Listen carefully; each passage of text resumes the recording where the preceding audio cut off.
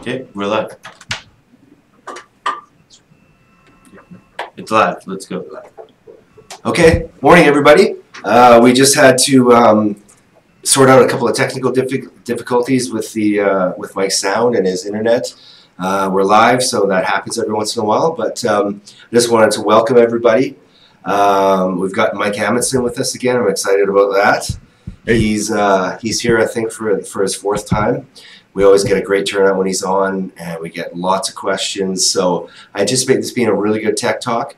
He's going to talk about his use paradigm when designing your APIs. And I'm not even going to try. I'm going to let Mike explain what his use paradigm is in terms of designing APIs.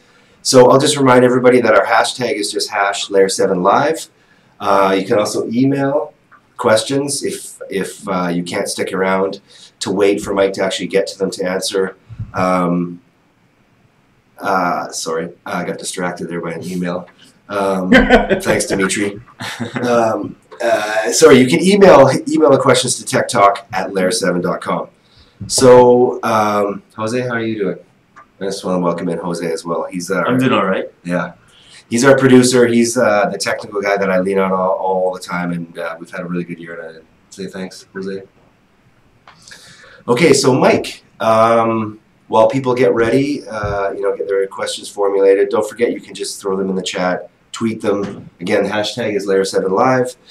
And Mike is going to tell us a little bit about the use paradigm when designing APIs. How are you doing, Mike, by the way? I'm doing all right. How are you guys doing? You having decent weather there? You guys got any snow yet? Not down in the city. Up on the mountains, yeah, no, the weather's been brutal.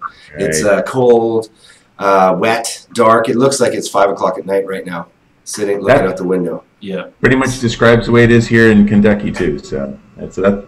At least we're sharing the same pain. Yeah, it's hard to get out of bed sometimes when it's pitch black. But luckily, the two little kids at my place get me up, no problem. There you go. I bet they do too. Yeah. All right. So we want to talk about the use paradigm. The use paradigm. Yeah. Oh, so right? Oh yeah, I forgot to mention too. We've got a signed copy of Mike's book, Building Hypermedia APIs with HTML5 and Node. Mike was good enough to sign this when he was in the office last week. I'd like to say I've read it, but I've tried, and I'm hoping to learn a little bit more about it during this talk. But we're going to give this away. Anybody who asks a question will be entered in the draw. We'll just randomly select one of you guys. So when you ask a question, we'll keep track of it, and then we'll randomly draw your name, and we'll send this off to you. You said you tried to read it. Are you saying it's unreadable? Is that what are you? No, Steve can't read. I'm illiterate. No, it's way beyond my pay level in terms of design talk and coding and stuff like that. So the narrative I can follow. That's how you go. There you go. But the code, I'm not quite there yet. Hey. Okay. So what the topic we picked this time was this thing called the use paradigm. This is something I talked about at Gartner last month, and it's a handy one of these things. Sometimes they're referred to as sort of these non-functional specs, or sometimes they're referred to as the ilities when you're designing large systems. Values or properties that you're looking for in a system, or that you use to help design the system. There's not actually code bits, but sort of properties you want in a system. So the three that we talk a lot about in our workshops and our seminars are usability, scalability, and evolvability. So the notion that your APIs are usable, that people can understand them, and there's some great material on creating good APIs. Joshua Block from Google has a great talk that you can actually find a YouTube video on this. I think it's called Building Good APIs and Why It Matters, or something like that. Designing Good APIs, I think. Then this idea of scaling, we talk a lot about scaling out rather than up. So we talk about not adding memory, but adding machines. So we talk a lot about that in our workshop. And finally, this notion of evolvability, or the ability to change over time. This is sort of like the unicorn of designing interfaces. Like, can it really change? I think it's a myth, so on and so forth. But there are lots of great examples of building systems that you can expand and extend over time without having to version and break things. So those are the three things that we talk a lot about, and maybe we can talk some more about the details as we get into it. But I just want to go ahead and open up for questions if anybody's got them. I don't know, do we have anything yet? Or, No, not exactly a question. We've got a few people at the hashtag just saying that we're live. Cool. Come join us. That's Hyperverses. So if you have a question for us, Hyperverses, feel free. You sort of touched on, I did have a question just generally. Somebody asked, what is the use paradigm? And you just sort of touched on that. Right. How about, Mike, how can you measure the usability of an API? Isn't usability just for human interfaces like browsers and mobile device screens? Right. So it's actually a great question. So usability actually harkens back to this whole notion of human-computer interface, and even before that. Like, what's a usable picture? What's a usable door handle? What's a usable phone? We all look at these devices and we say, I don't even know where to start. Or like, how do I turn this on, right? What's a usable remote control? So the same thing works for APIs. If I'm a developer and I want to start interacting with your service, can I understand how to even start? Where do I begin? So creating usable APIs, part of it is designing the API itself. Joshua Block has these phrases like, is it easy to learn? Like, can I sort of guess what it is you're doing next? So have I designed it in a usable way? Is it hard to misuse? In other words, is it hard for me to actually make a mistake?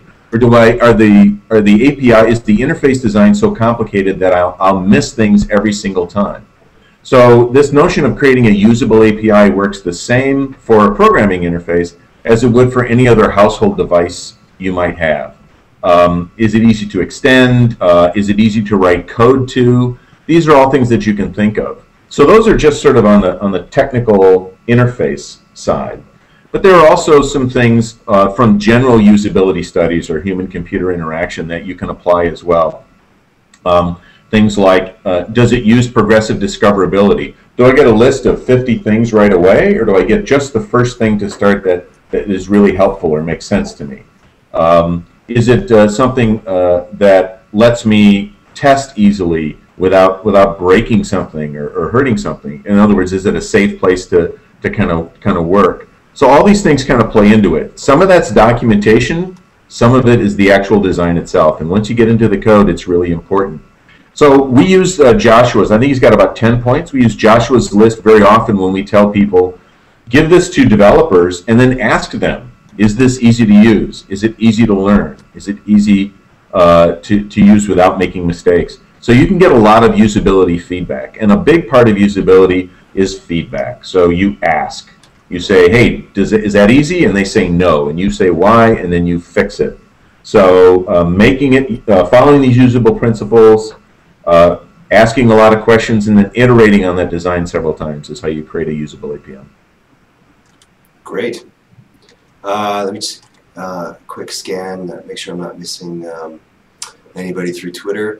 I'm just going to dive into the next one that we got. When you say scaling, what do you mean? Adding more memory to a server, more disk space, or something else? What did you mean by scaling? Right. So there's some good writing on the difference between scaling up and scaling out.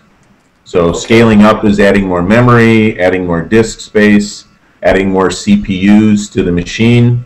So that's scaling up. And the problem is scaling up rarely solves your problem. Once you're in a situation where maybe you've got lots of users, you've got lots of traffic, you've got lots of files coming in, adding more memory or disk space is really not going to do you much good. What you really want to do is scale out, add more machines, add more power to the system. Right. And there have been several studies on even the viability from a cost perspective. You know, do you buy one $16,000 heavy-duty machine, or do you buy, four $4,000 machines? And very often you get a lot more scalability out of those 4 machines than you do the 1. So scaling out is important, and that means componentizing your code, making sure you've got a real clear separation of concerns on it, and then deploying that to multiple machines, which often means automating deployment service. So a lot of times when we build systems, we actually build them on one box where the data is there, the code is there, the interface is there, the connection to the internet is all there, and if you try to break it out, it gets really problematic. So designing for scaling out usually starts very early. It's like anything. It's like the earlier you fix bugs, the less they cost. The earlier you plan for scaling, the less it will cost in the long run. So scaling out, having lots of machines, more machines rather than more memory. Okay. How can you explain how an API evolves? Isn't that just a static interface? Yeah. So evolving API. So if you think about it, what you have is an interface to some service.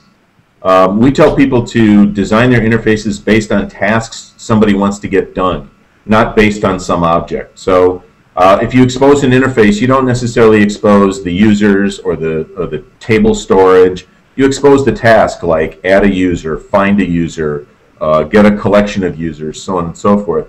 So what happens is, as people start to use your service, they're going to discover new things they want to do. Actually, I want to find users who are in a certain region, or users who have a certain feature or attachment installed, so on and so forth. They start creating new uses. So you evolve your interface by supporting these new use cases. Now, very often what we do is we expose objects and tell people to go ahead and design their own interface into our system. So client code can get very, very complicated and very chatty. I got to go get some users, then I have to filter that list, then I have to compare it to the list of features and then find only the ones that have this feature. And that gets really fiddly for client developers. It's a whole lot better to evolve your interface to add the new feature to say, get me all the users that have this attachment or this thing installed. Right. So that's what we mean by evolving the interface. Okay. So it's actually a way to grow or expand. If you think about it, extend or expand is a lot easier than changing, right? So we're not going to change an existing call or change the meaning of an existing call. We're going to add new ones that are useful to the users that we have, and that's how it evolves over time. Okay. I just want to make another quick note about your book that we're giving away. I've noticed a few more people sort of joining in.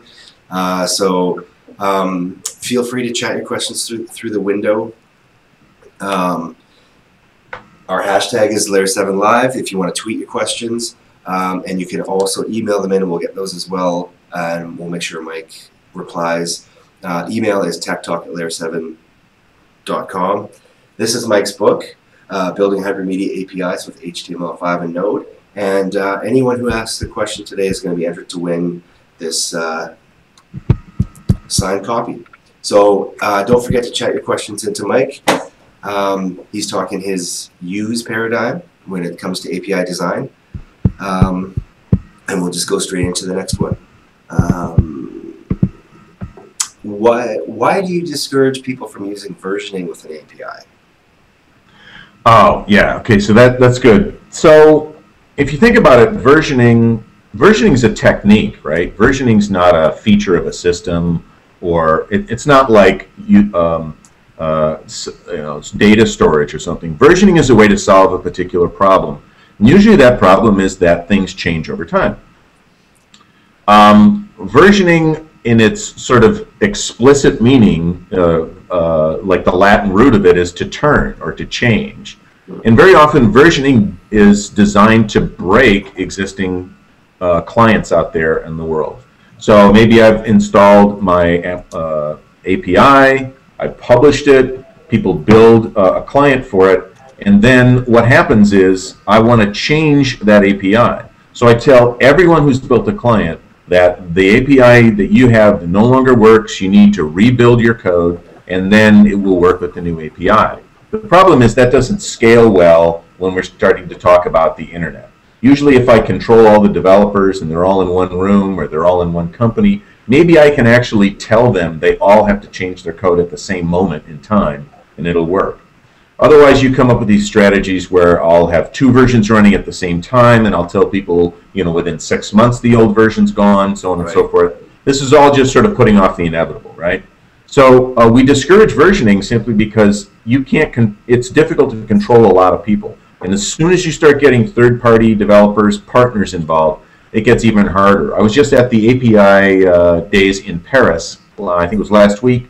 We had somebody there who was talking about their interface for delivering music. They've been at this 6 years.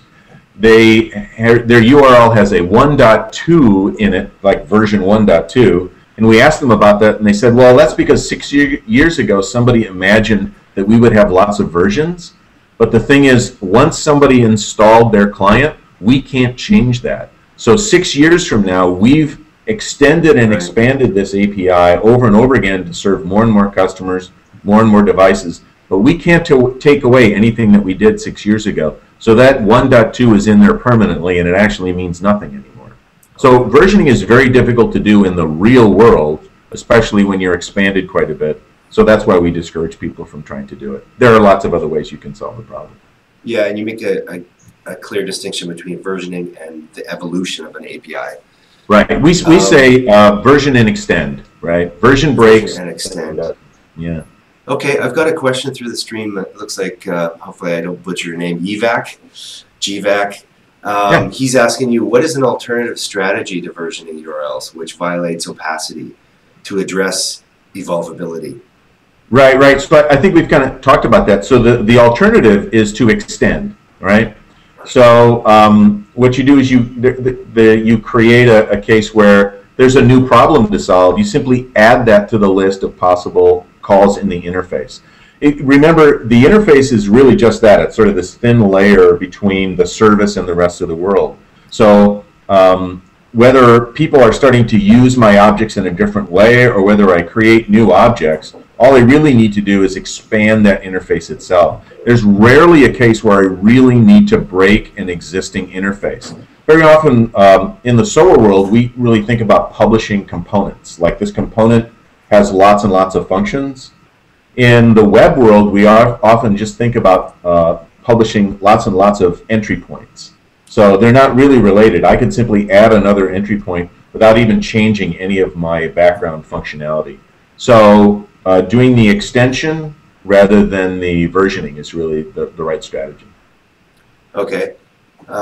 Wait, I did have a question that said, can you explain how extending an API works exactly?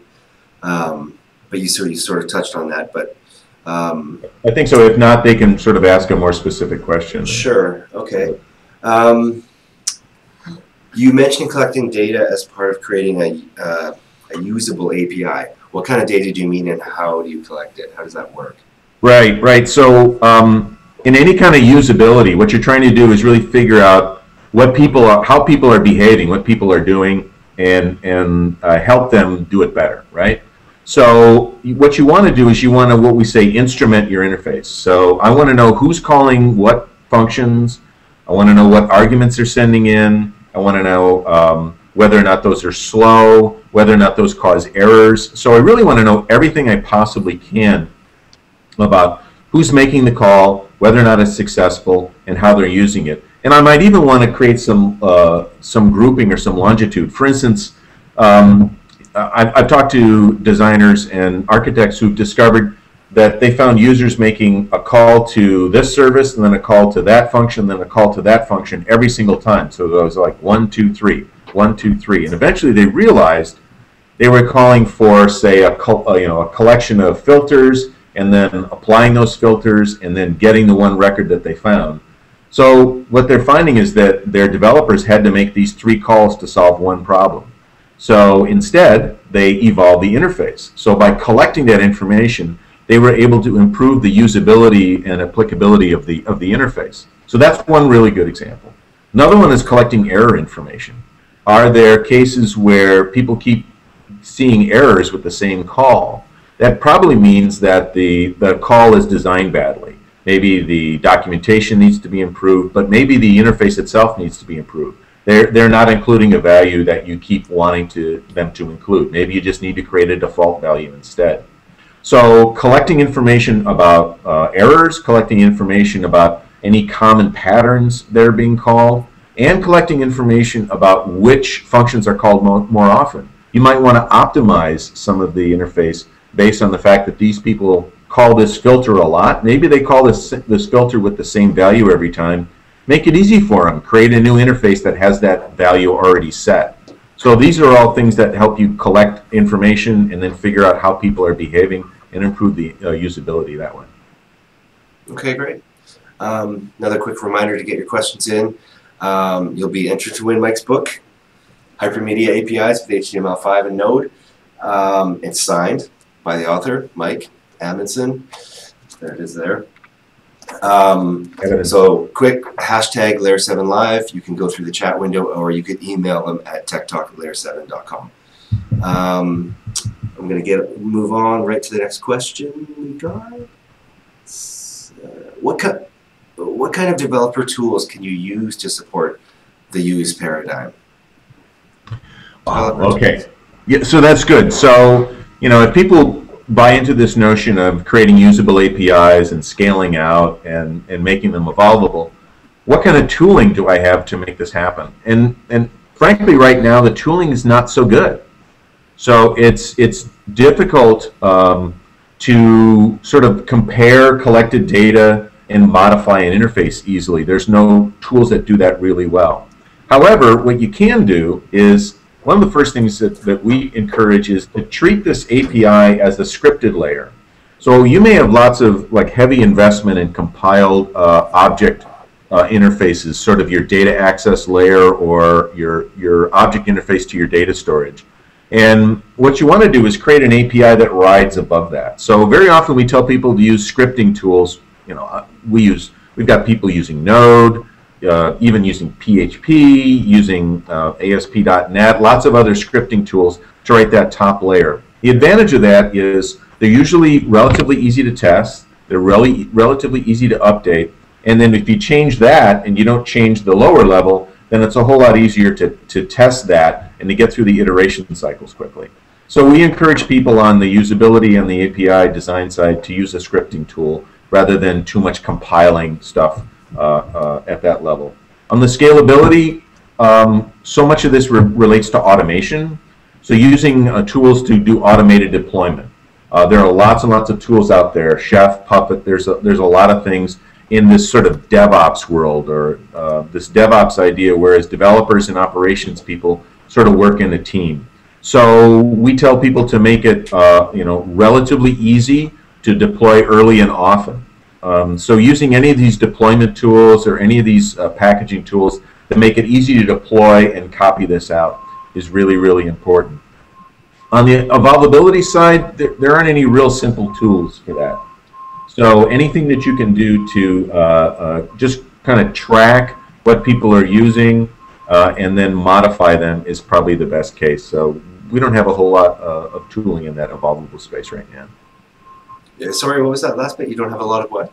We don't have a lot of tooling in this evolvability space right now, so you're kind of off on your own. But if you keep the interface thin and you automate a lot of deployment, you can sort of make up for a lot of that. Right. Okay. Is somebody ringing? Somebody? It's actually in the background. It's outside. It's outside the office, and there's a big truck backing up in the alley. So yeah, it's a little bit annoying. There's some construction going on behind us. All right, cool. No, hey. Is it? You can really hear that? I can hear it. I don't know if anybody else can hear it. I'm sure everybody can hear it. I was afraid I was setting some alarm off and talking too long. You had a buzzer. Yeah, right. No, and it seems to be over now. So, so moving on from tools, why do you talk about iteration when talking about usability? Yeah. So as I had mentioned earlier, iteration is really the key to making something usable, right? So you want to build something and then get feedback and then change. So designing the API to be changeable and designing clients to be prepared for this kind of change is really key. Iteration is what helps things get better. So it's rare, it's extremely rare that you're going to get it right the very first time. And if you create a great service, you're going to find that developers are very creative about how to use it.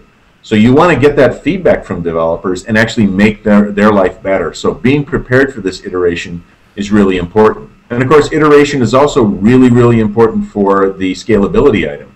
Being able to deploy to multiple machines and do it over and over again and do it consistently is a real key. It isn't just for scaling, it's also for reliability, right? So if I have problems with one machine, I can deploy a new machine. So being able to iterate that is really important as well. So all of that, all of those things about the paradigm, usability, scalability, and of course evolving over time, really rely on this ability to iterate over and over and over again. And when if you think about it in more conceptual term, this is exactly what nature is like, right? Over and over again, we have minor changes through various generations to modify and adapt to the environment. So it's the same kind of idea. Okay, got another question through the stream. Let me just another one. It looks like a follow-up from Yvac, and I'm sorry if I'm getting your name wrong. What is your experience with choice of scripting languages on the scalability factor? Also, what is your experience with the ratio of scaling factor of interface layer versus the lower layers?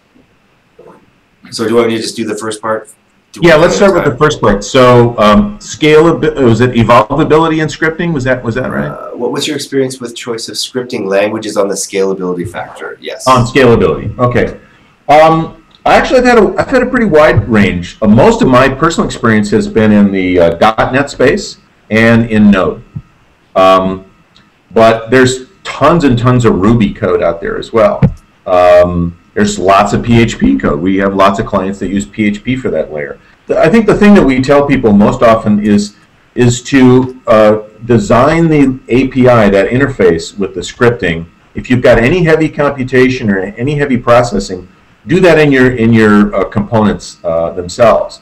Now, if scaling is a really big issue, in other words, if you're like a few of our clients where they have millions of requests, then what you often want to do is create two tiers. So the interface tier may talk to several copies or several versions of the component tier.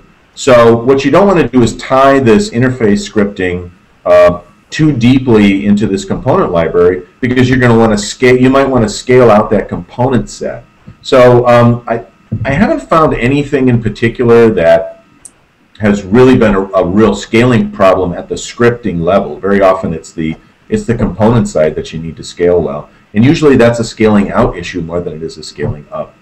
Now, was that sort of the second part of that question? It had to do components? The second part was, what is your experience with the ratio of scaling factor of interface layer versus the lower layers?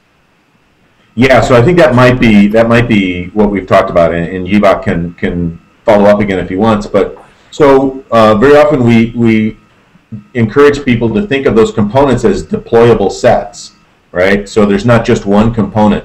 So the API, that scripted interface, may actually talk to a layer that's a sort of a collection or a cluster of these component pieces. So if you think about it just in raw terms, disk access is probably one of the slowest accesses I'm going to have to deal with, right? So no matter how many layers you have, eventually if I got to read it off the disk, that's going to be incredibly slow. If I can read it out of memory, it's going to be better. So there are lots of ways to optimize that experience once you get through the process, and that using caching, using the HTTP caching, is a great way to do some of that optimization. But again, that depends on the notion of having a nice separation of concerns so you can scale that out rather than up. So I hope that helps answer the question. Okay. We've got another question that just came in through Twitter. I'll read it out for you. It's JZ Coder. Okay. Is there a significant improvement in usability if you provide language-specific client libraries versus only a REST API?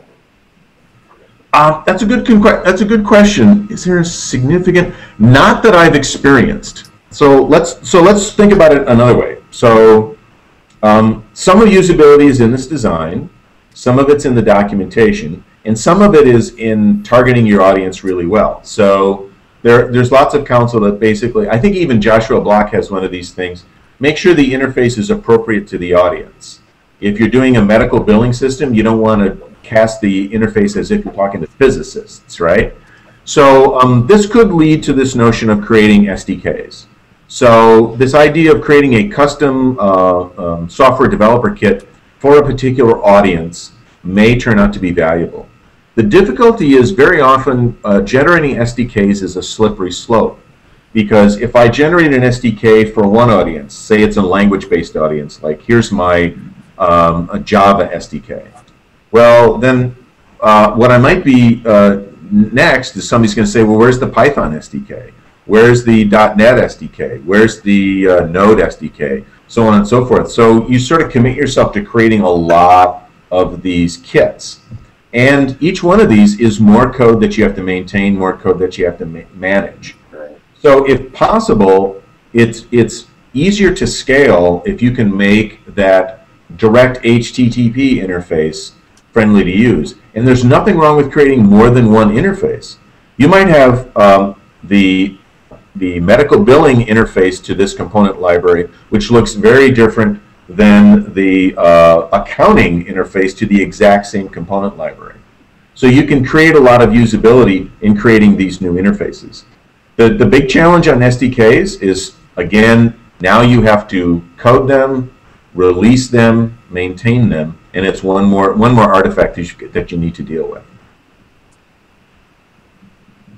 Okay, so John Z, I hope that answered your question.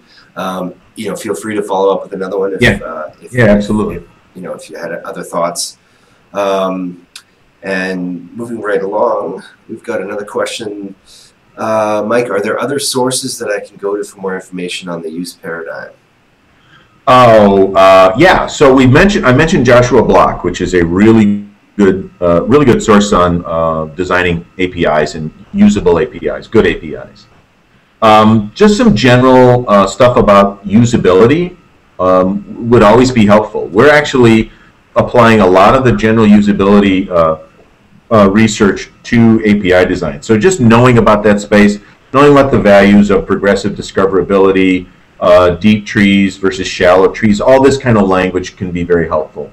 On the scalability side, if you just Google scaling up versus out, there's some really good resources on looking at that. I think Jeff Atwood had like a pretty popular blog post on just some cost details on scaling up versus out, which I thought was pretty intriguing.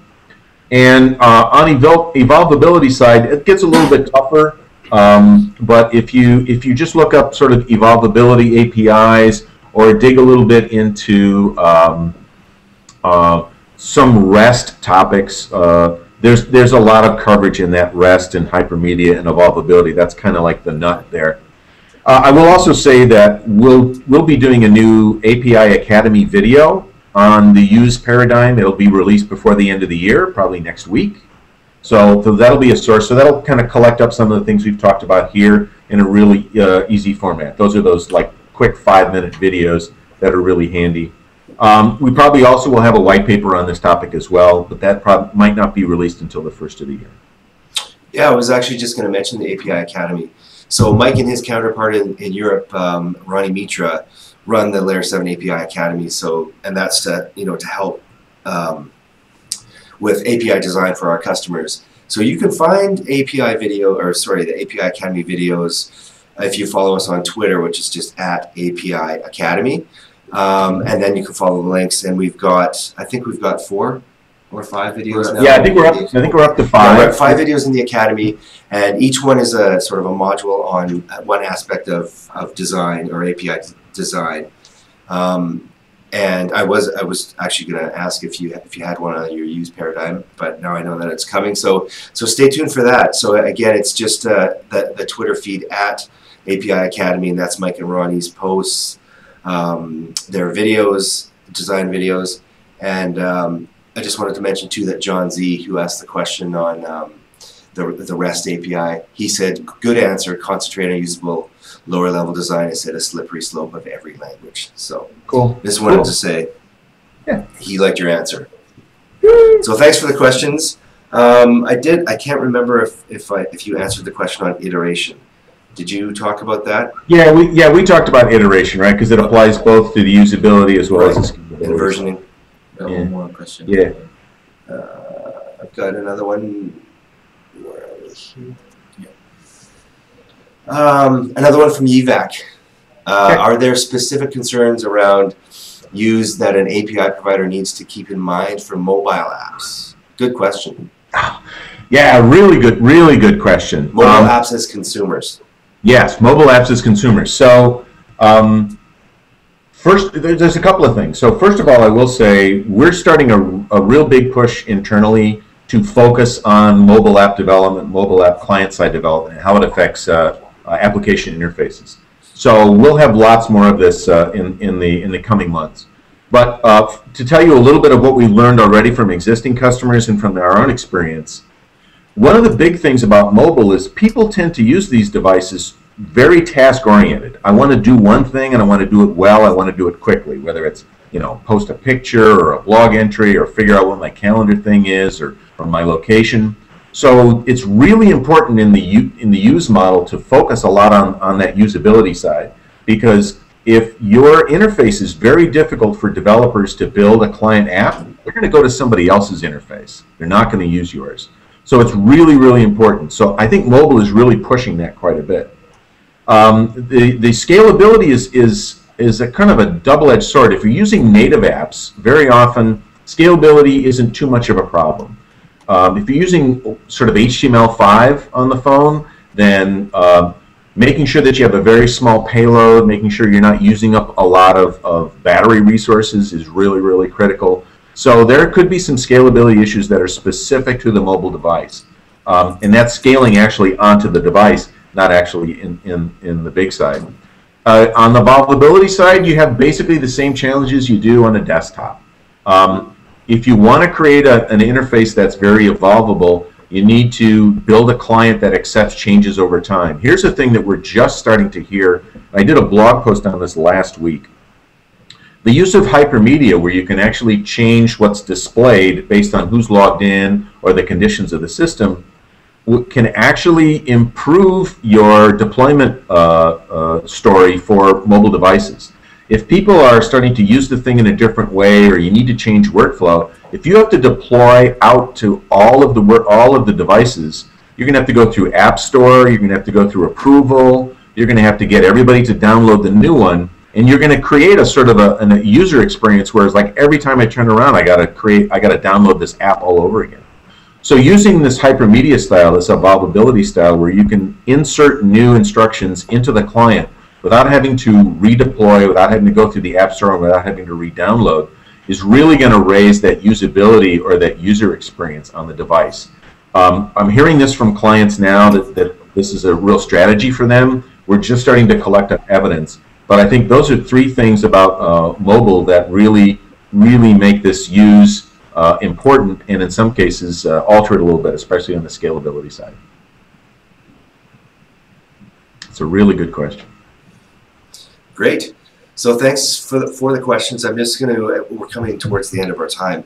So, excuse me, I just wanted to, if you guys have any final thoughts you want to tweet out. John Z actually is making a comment around your answer to the mobile question. Mobile app API design, in my experience, definitely go very chunky versus chatty. Yeah. Yeah, that's a really... Yeah, that's a really good point. So this goes back to what we were talking about before about somebody making 3 or 4 calls in order to solve a problem. That turns out to be a really chatty experience, and that's really degrades the quality of the experience for the user, uses up battery life, creates a slow, unresponsive app. So John's idea about chunky is really important, and that's why analyzing the way people use your interface, realizing that maybe they keep using these 3 things together, creating a better chunky answer is a really good idea. John's got a really good point on that. That's good. Okay, thanks. Thanks everybody. Like I said, I actually even see that it looks like there's a couple people who joined us in the last few minutes. So definitely, it's last call for questions, and we're going to select somebody to. I don't think we're going to do this live, but we're going to select somebody who's asked a question, and you'll receive a copy of Building Hypermedia APIs with HTML. Cool. HTML5 and Node. This is Mike's book.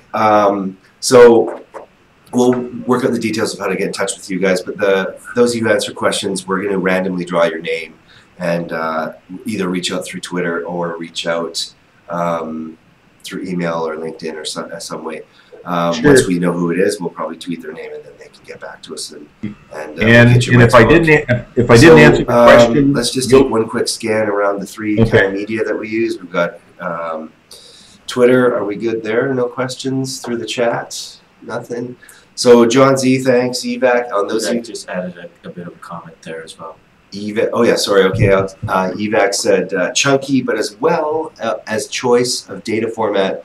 JSON versus XMM to prevent parsing, or maybe XMM. Yeah. So, actually, it's a good point to cover. So, mobile devices tend to favor JSON over XML. As long as you're doing that because it's faster, that's a great idea. Especially when you're using zip compression. XML actually is no larger than JSON. XML actually compresses better than JSON because of the repetitiveness of it. So it's really a parsing issue. So I think DVAC is right. If it speeds parsing, any kind of computing power is going to use battery life on that device, right? So you want to keep that low. If it speeds parsing, that's great. Don't worry too much about the size. Remember also, caching is really, really important. So caching on the device as well. These mobile devices are great at honoring HTTP caching. You can really cut down on the amount of payloads, the amount of traffic that people use, and improve the responsiveness if you keep up caching. So JSON is cool.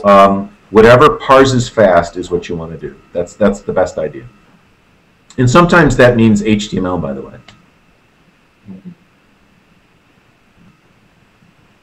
Cool. Okay. Yeah, so I'll just wrap up. Again, we've got Layer 7 Live as our hashtag. So if you have any comments for us, throw that hashtag in your tweet. And we'll find somebody to answer your question or comment. We've got the API Academy. This is Mike and Ronnie. Mike's our principal API architect, so he's running the API Academy with Ronnie, who's like his European counterpart. Again, the Twitter handle there is just @API Academy, and there you can find all the tweets to the videos, a link probably to the Facebook page. We've got a new landing page or sort of a microsite around it. So there's lots of resources coming on effective API design, good API design. I think Mike calls it sound API design. So the API Academy is something you guys want to look out for if you're interested in design. We've also got a webinar that's coming up. I just want to sort of plug that one quickly. Yeah. And that's around hackathons and 5 ways to get top mobile developers to your open API, and that's going to be with Alex Gaber, who's our API evangelist, and partnered with AT&T. So that is coming up December 12th, tomorrow. So tomorrow at 9 a.m., same time tomorrow morning. Go to the Layer 7 website, and you can find our webinar page and sign up for it there.